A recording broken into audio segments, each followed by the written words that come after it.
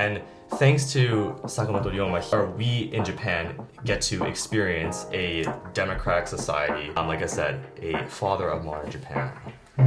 Sugihara Chiune-san. And so he is often considered to be the Japanese Schindler. Ichikawa Fusae.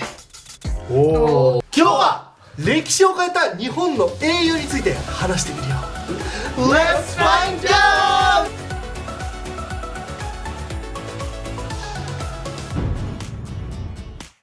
こんにちは、全人類と友達なのと僕のスタッフ、そしてそうです。俺はバイロンです。俺はなんです。この前ね、投稿した海外が面白いと思うこれ日本の歴史動画がめちゃくちゃ再生されております。 Oh my god! アーロン先生ありがとうございます。アーロン博士ありがとうございます。こちらこそありがとうございました。It was a fun time. Thank you for all the comments. I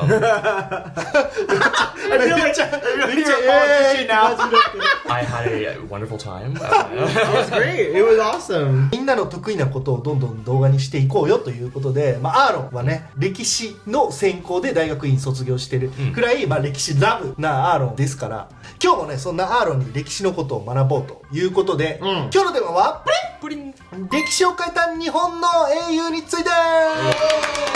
歴史弱者としては、なんかこう取っかかりがある方が人経由とかの方が覚えやすいなと思って、海外の視点から面白いと思うような日本の英雄っていうのをこう選んでもらったので、その話を今日してもらいたいなと思います。はい、生徒として今日は聞こうかなというのと、であとは逆にこうみんなの国のね英雄どんな方がいるのみたいなのをちょっと照らし合わせながら話していきたいと思いますみたいな感じでいいですか？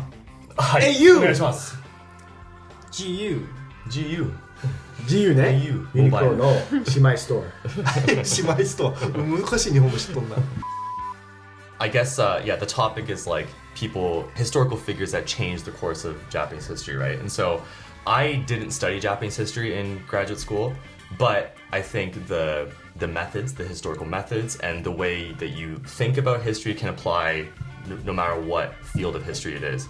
And so, like I said in the previous video, this is interpretations, right? Interpretation is a really big part of historical analysis. So I may get things wrong here and there, or I may gloss over some things, or may not fully flesh out an idea here or there as well as it needs to be. But I think what the whole point of this video is to introduce some characters, why they were important, what era they existed, and how they impacted our current situation today. And so on the flip side of that, like you were saying before, if we introduce some important figures from our own countries, then that would also give you, the viewer, a good breadth of what sort of histories that our countries experience too, because we as modern people, we are living in a historical moment as well, right? Just like how these people lived in a historical moment as well. So I think in some way, if we can kind of get down into the details of what these people did, how they were important, maybe we would give some more context about our current situation, right?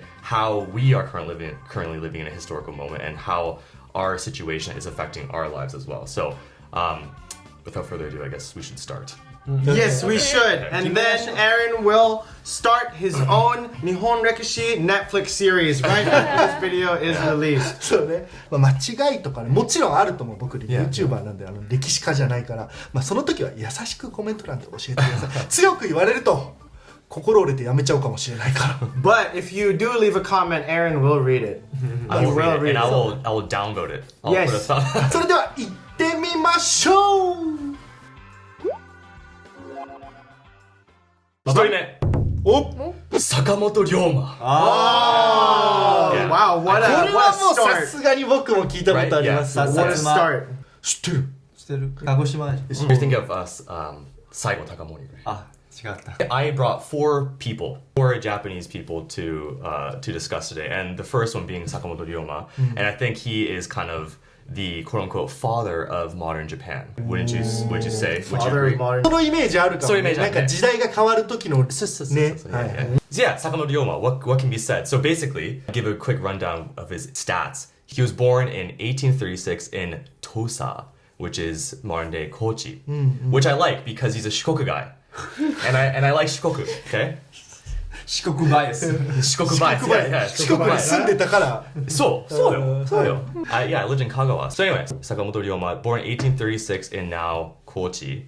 And a big reason why I think he's particularly cool is because he really had a vision of what he wanted Japan to be, right? Before the Meiji Restoration, still during the Tokugawa era, right? The Tokugawa regime was getting a little bit weak. It was kind of losing control over its domains, and the future of a Tokugawa Japan was seeming uncertain, right? And so here comes Sakamoto Ryoma, who believed in industrialization. He believed in modernization. He believed in a central government for Japan, right? And if we think about what the Tokugawa regime was, it was a feudal system.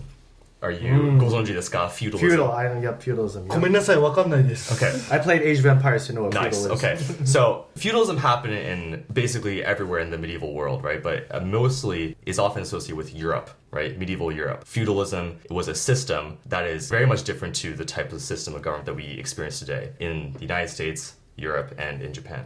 So the US, Europe, and Japan, we currently have what's called a centralized system of government, right? Where there's a central government with, if you're living in a democracy with a house, a diet, or a Congress, and they pass bills and laws, and then that gets passed down to the people and they have to follow the laws or whatever, right? But at the same time, the people also vote in who you want to make these laws. What feudalism is you have, I suppose it's authoritarian, right? You have its very, very strict controls, right? And power is given by the land you own.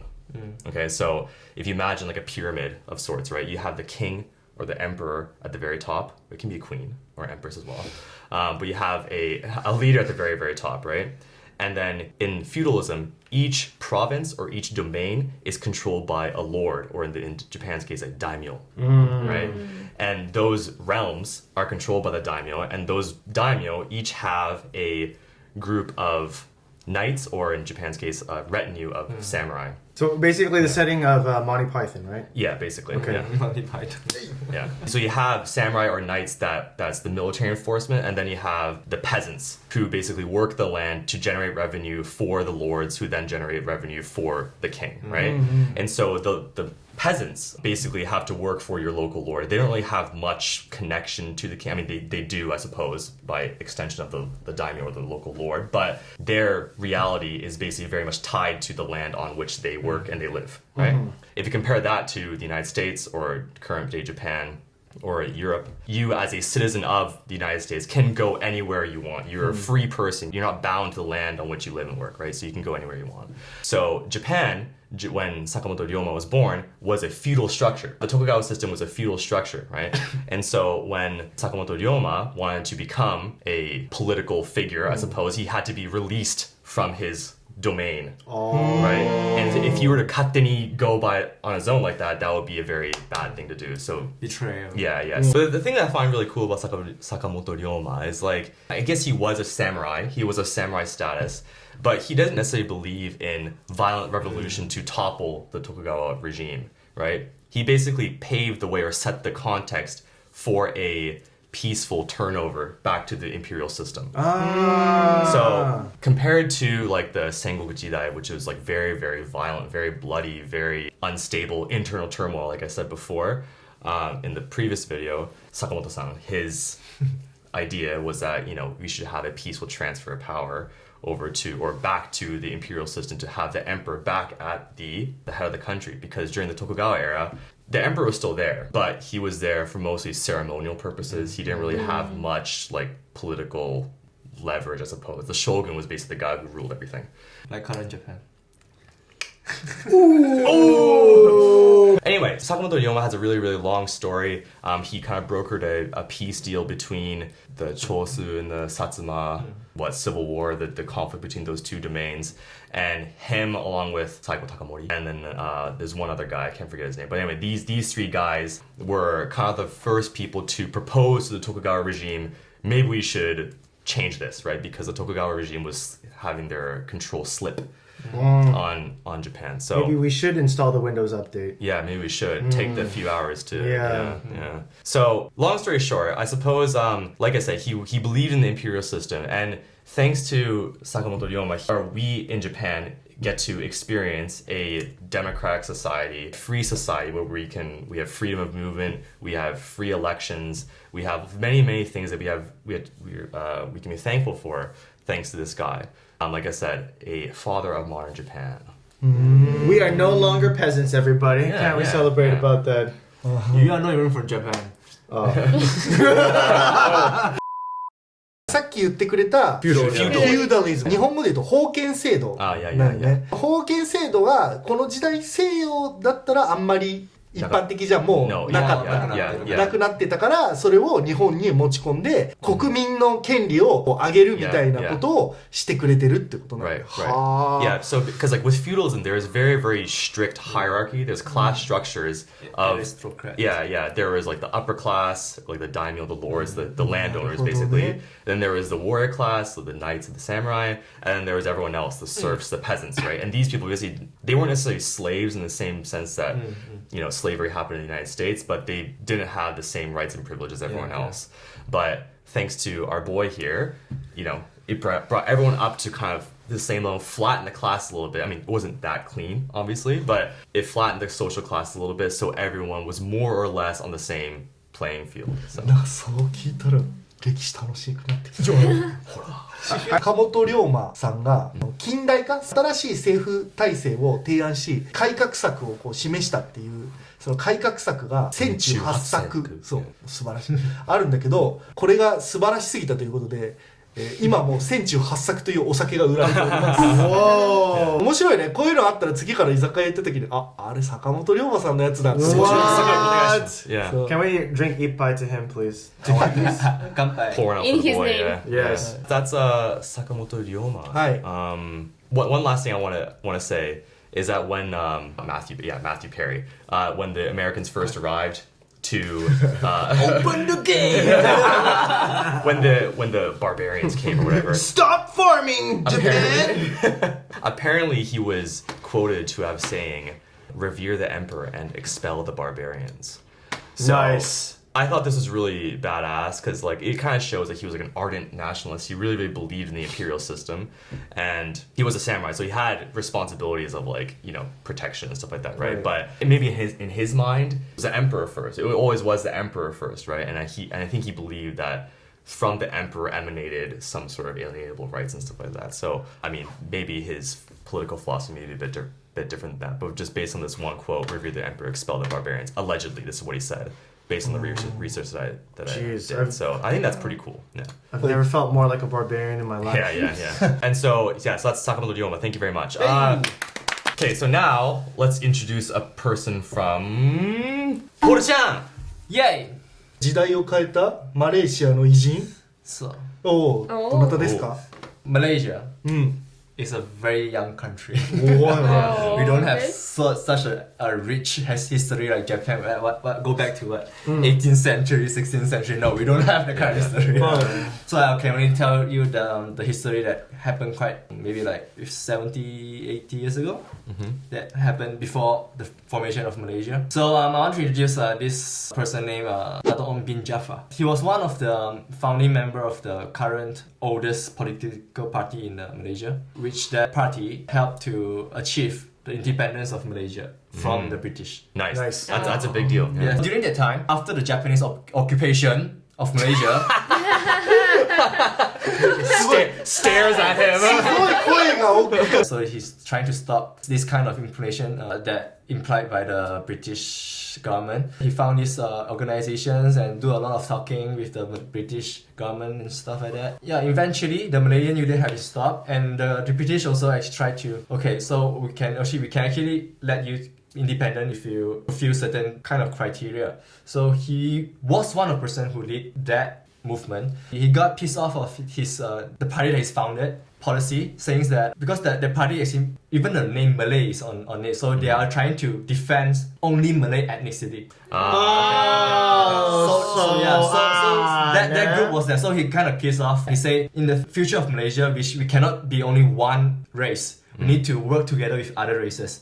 So he tried to convince the party to open up membership for other races, but the party doesn't want to do it. So he resigned and found another party. He being replaced by the founding father of the the current founding father of Malaysia, which led to the independence of Malaysia and stuff like that. But he was the one who actually foresee the supposed ideal Malaysian image. Okay. So he basically was like the architect or whatever, the visionary. He's a visionary of what he wanted Malaysia to look like, right? Which was a pluralistic society, multiracial society, not just a Malay society, right? Okay, I see. じゃあもう坂本龍馬さんと同じじゃないけど、新しい時代を。そうね。ビジョンが遠くまで見えるっていう感じです。次。杉原千畝さん。ご存知ですか？ちょっとググってもらって。Wow. I actually first came across this guy when I was an undergraduate student in university. I was taking a course on the Holocaust.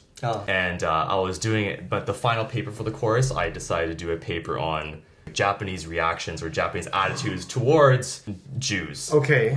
Because the Holocaust was a horrible thing, genocide that happened against European Jewry, and the Japanese were allies with Nazi Germany, and so I wanted to know if Nazi Germany had these horrible ideas about Jews, what did Japan feel about this? And so doing my research for this project, I came across this individual, Mr. Sugihara. And so he is often considered to be the Japanese Schindler. Okay. No, but Schindler, he was a good guy. Yeah, I know. He was a good guy, I'm right? curious. He was a Japanese guy, but he was fluent in Russian. And he was a World War II era diplomat who was stationed in Lithuania. Lithuania is a Baltic country in Europe, right? And when he was sent to Lithuania was at that time controlled by the Soviets in 1940. But with Germany, kind of pushing eastward, the Jews in the area started feeling a lot of pressure, like they needed to get out of Europe, right? But the Jews, they weren't allowed to receive transit passes to escape from Europe, right? And so Mr. Sugihara, even though he was a Japanese diplomat, and he was supposed to follow orders from the government and the allies around him, including Nazi Germany, he secretly gave transit visas to over 6,000 Jews to pass through through Japan, and then so they could escape the Holocaust. Interesting. I didn't know there was a Japanese 聞いたことあるわ、それ。 Yeah, That's so cool. This Oh my guy, god. this guy is really cool Badass. because, like, especially during wartime, rules are really strict, right? And so Sugihara wasn't just like some soldier. He was like a diplomat. He was working in the offices, and it was expected that he would follow his orders, right?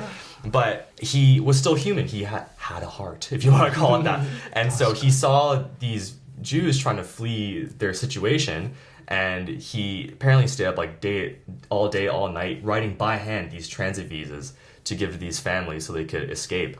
And the transit route was they would go from Lithuania, go on the Trans-Siberian Railway, which cuts through all the way through Russia, all the way to Vladivostok, near Japan. And then from there, they go to Japan. And then from there, they go to the Western Hemisphere and escape persecution.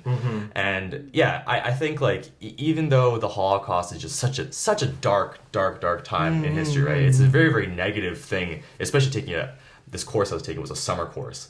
And everyone was in like shorts and t-shirt, and it was like, oh, summertime. And I go every morning at 9 a.m. to learn about the Holocaust. It's a very, very dark course to go to. And so it was really nice for this final project. I finally got to read about this individual, and it was a really positive note to read given such horrible circumstances. So. That's really interesting.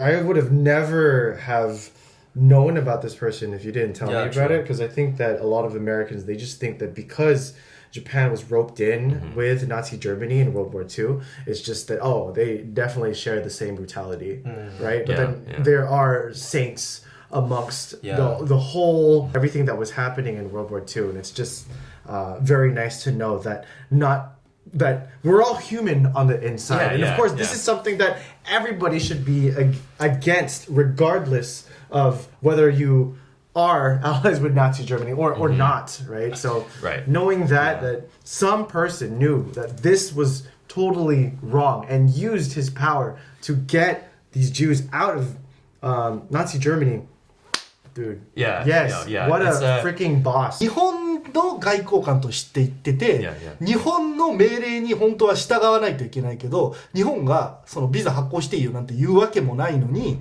その命令無視して6000人のビザをバーって手書きで書いたんでしょ。すごいよね。Yeah, no, you can say it's very sugoi. It's like, it is a very sugoi thing. You know Every what's the time- right thing to do. Every time he would write one of the visa, he was under the possible threat of capital punishment, right? Well, yeah. I mean, Definitely, yeah. It wasn't just him that was at risk, right? It was his family too, Yeah, right? Because yeah. I would imagine they were back in Japan and they would probably get reprimanded or something like that, right? で Yeah. なんか帰ってきた後にその外務省内で本当のところは本人も語ってないからわからないけれども、おそらくそのビザを勝手に発行したからって言って辞職だからクビになってる、やっぱり Yeah, 帰ってきてか That's ら right, yeah. で亡くなって14年過ぎた2000年くらいになってからこの方は素晴らしかった日本政府の発表があった。 What? Oh. In war, no one wins, right? Everyone kind of loses in some way, right?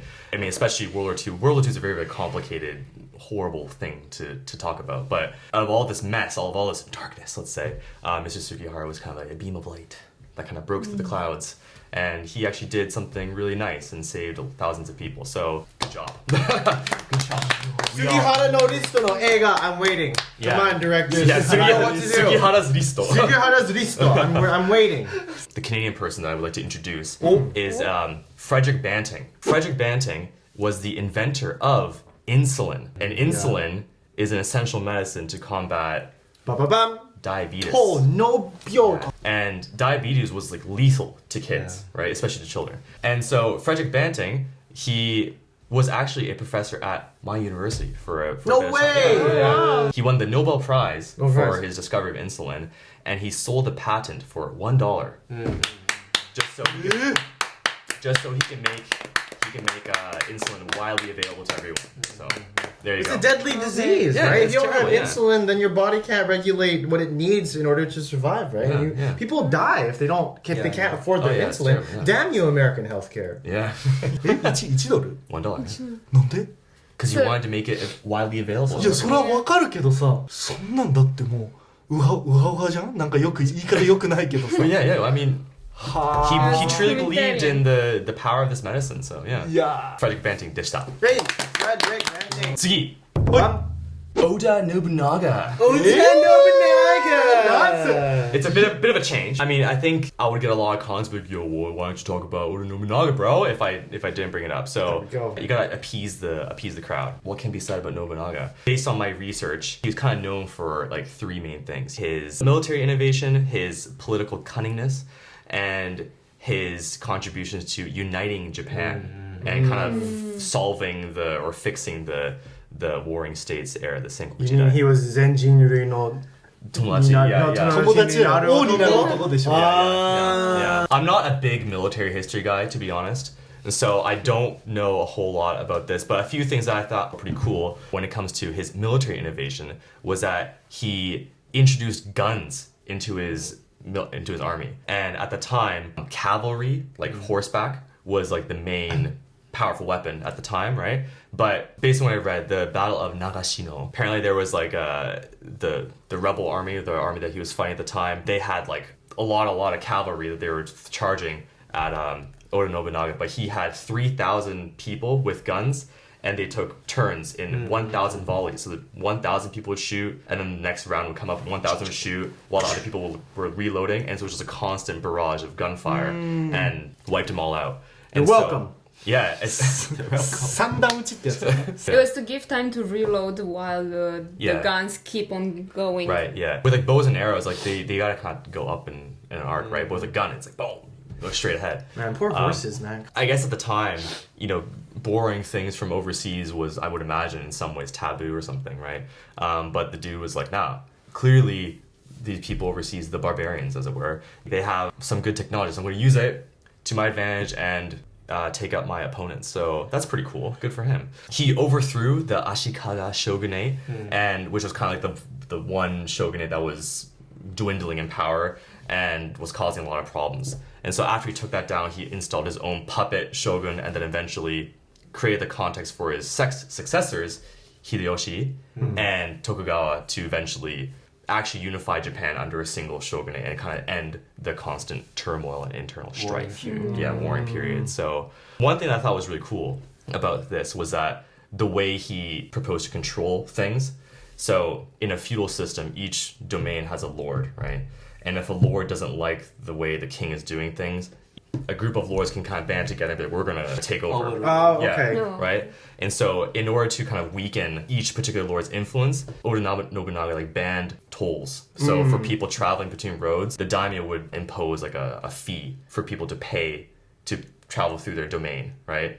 And so apparently that was a really big source of revenue for these domains, right? So if they got rid of that, the lords don't have money, and they don't have enough money to raise an army and making everyone weak, right? So basically all the power kind of concentrates into Nobunaga himself and not into all these different realms. So I guess thanks to Mr. Nobunaga here, he started a process of unification that lasted 250 years of relatively peaceful times. Yeah. And that eventually led into the Meiji era. And so thank you, Nobunaga, for your service. 織田信長で日本統一はできてないよね、確かに。できてないけど始めたいの。そう。And so, but he set up the stages for his successors to actually complete what he started. よく考えたらでも意味わからんよね。そのさ、今で言う、よし、世界統一しようっていうようなやつが出てくるようなもんでしょ。Yeah, I mean, it's a different Okay, so I guess in terms of military prowess and like military 戦略, as well as like political powerをつかむ, that I can think of is Vlad the Impaler. Vlad the Impaler. Yes. Of Wallachia, which is one of the three main historical regions that end up being Romania today. ルーマニアの英雄ってことね。そうです。 But doesn't the Impaler suggest that he was a bad man? Not at all, because like when you're impaling the bad guys, that makes you the good guy. Who's he impaling? When he came to power, he got together a lot of the boyars, which were like the kind of like royalty ruling power in Romania that were corrupt. We don't like corruption here. Yeah. Okay, so basically he drained the swamp. He cleaned it up. Pretty much. During the time, which is like 15th century, during that time in Europe, the Balkan countries like Romania, Bulgaria, and so on were all the time at odds with the Ottoman Empire.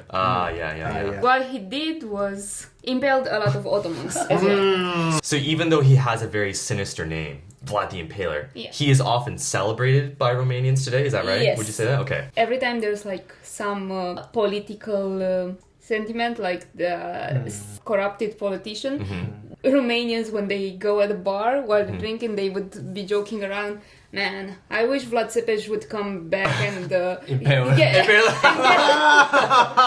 one way that he won a battle against the Ottomans when he was outnumbered, like way outnumbered, he had of Ottomans on spears just lined up.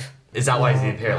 I think that's how he get his name, right? Most likely, very likely. Yes. Well, yeah, I mean that war is a brutal thing, right? And so you gotta use everything that you have at your disposal, including like intimidation and things like that to get the upper hand against, right? Yeah, no, it's brutal. It's so metal. That is pretty metal. That's the most metal thing ever. Another reason for why he's popular is because have you heard of this novel that written by this very popular author Bram Stoker called Dracula? Oh yeah, Dracula, yeah. Dracula のそのモデルになったってこと？そうです。When he came to power, the Ottoman Sultan Mehmed II ordered Vlad to pay homage to him personally. But Vlad had the Sultan's two envoys captured and impaled. So he basically did this is Sparta. He did.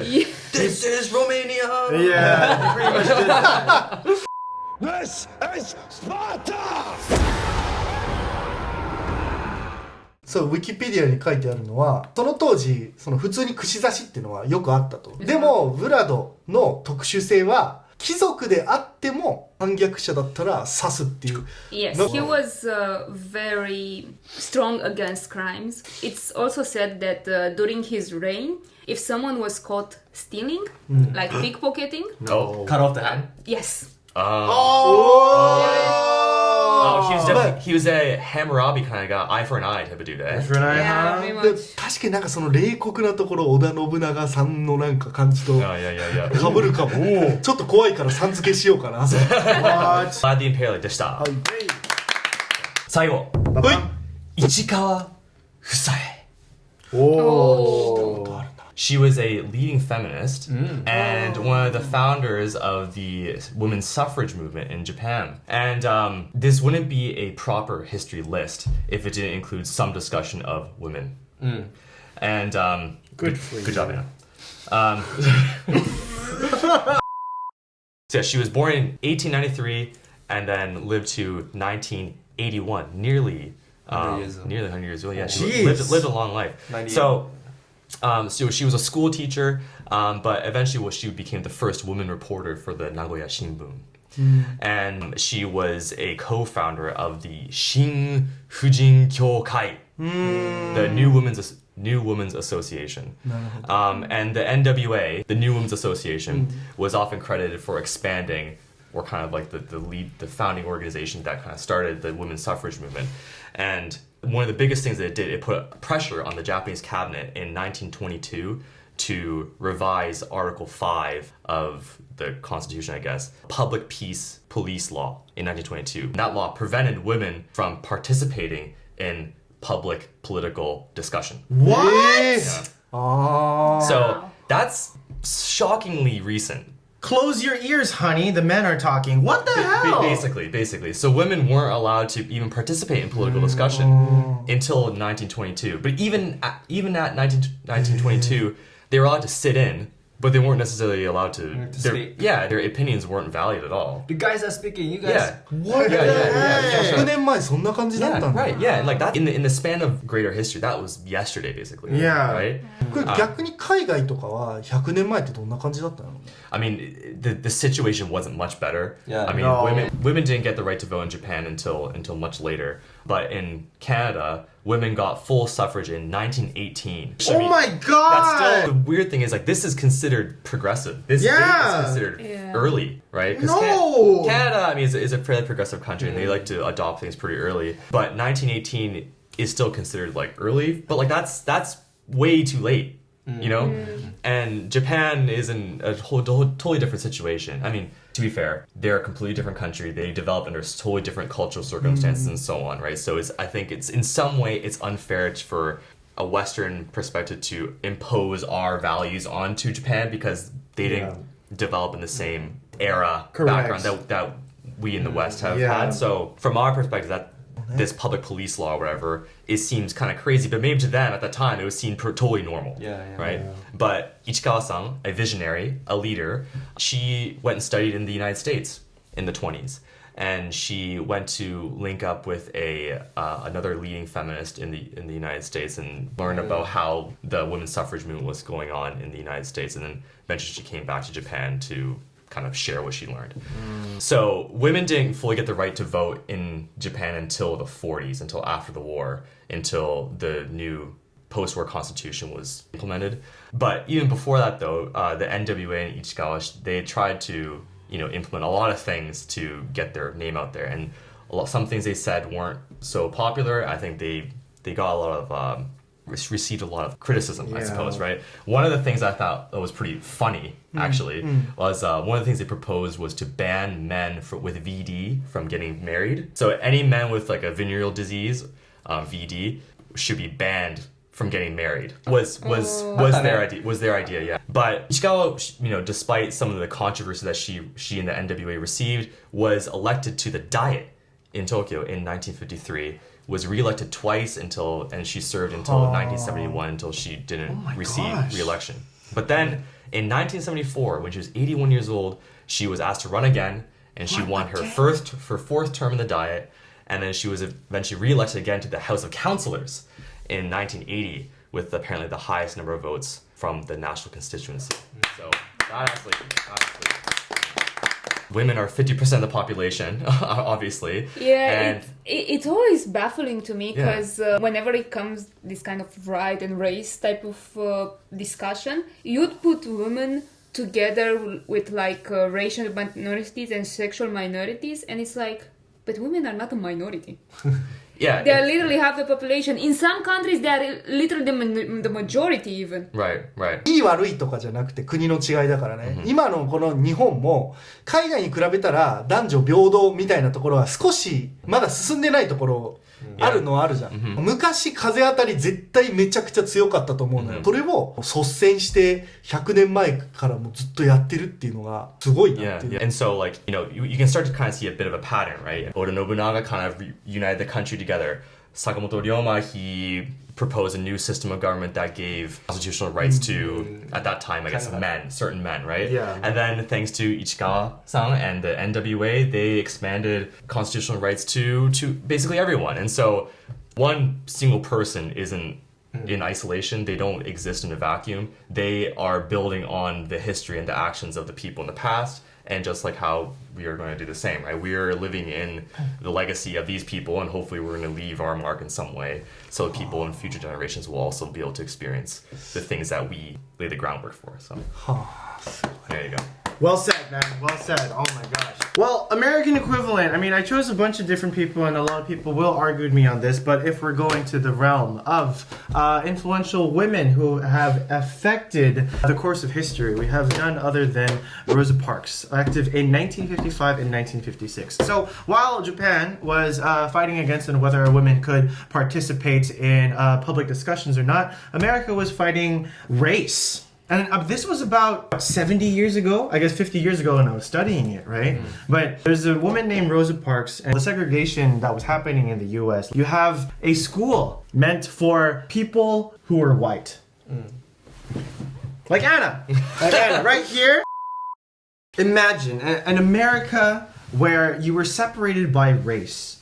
The biggest issue was between the whites and the blacks, the African Americans and white Americans, right? And it didn't matter if you were a human or not.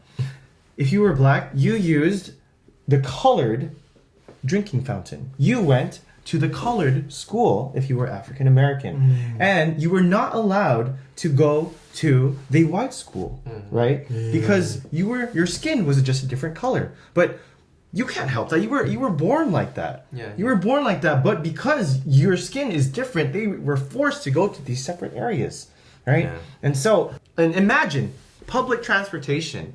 If you were a different color, you could sit in a place where the white kids could sit.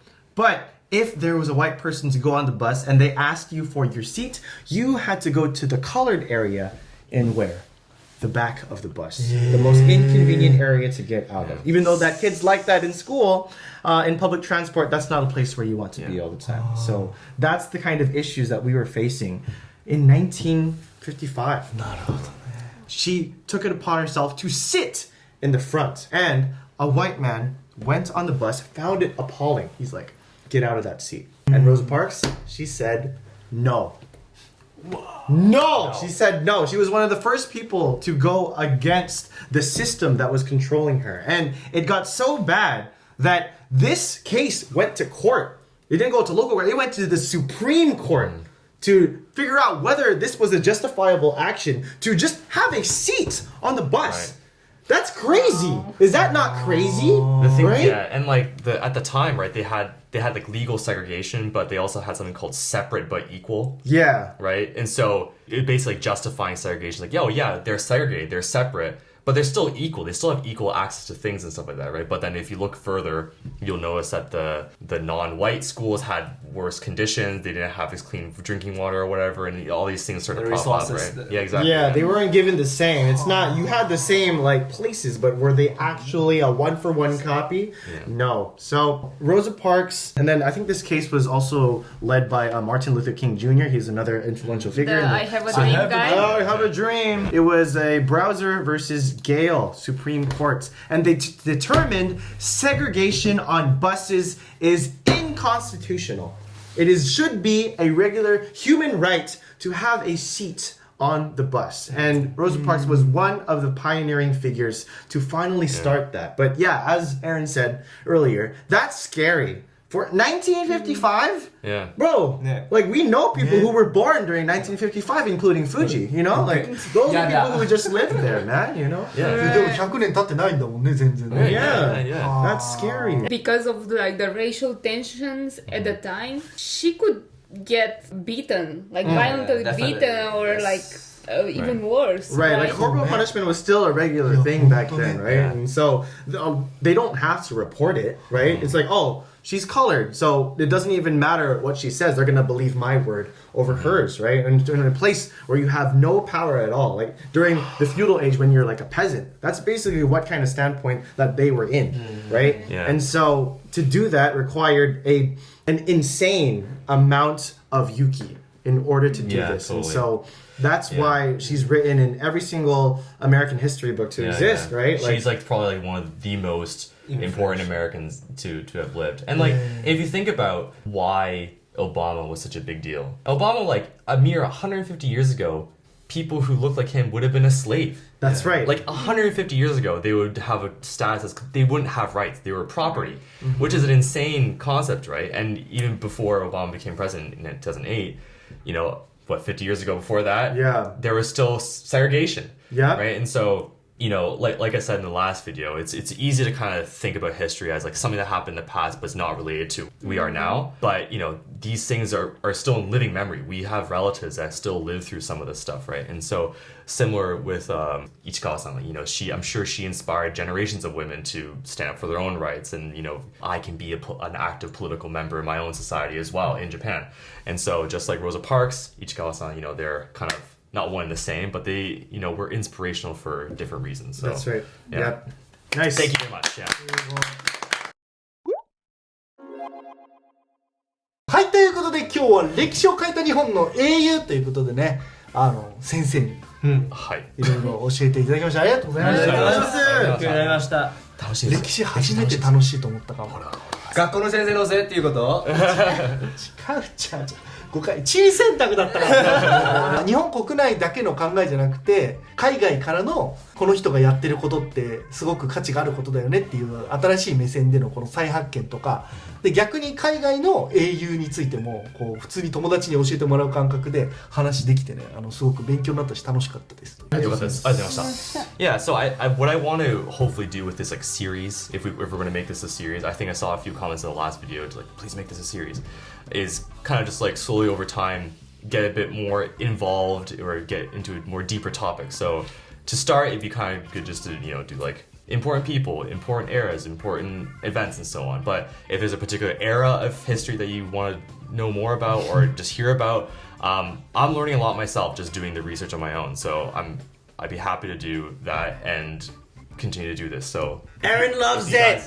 As long as you guys are down, I'd be happy to do this as long as you guys are down. We're down for you. Oh, thanks, Mike. これアーロンにこうさせようかなって思わせてくれたのは皆さんのコメントがあったから、もしこの歴史のねこのシリーズ続けてほしいなって思う方はコメント欄にぜひぜひその旨を書いてくださいっていうのと、こういうのもちょっとやってほしいなっていうのがあればそれもコメント欄までよろしくお願いします。します。はい。まあと間違いがあったら優しく教えてください。他に僕らに話してほしいトピックがあればコメント欄までよろしくお願いします。それでは次の動画でまたお会いしましょう。バイバイ。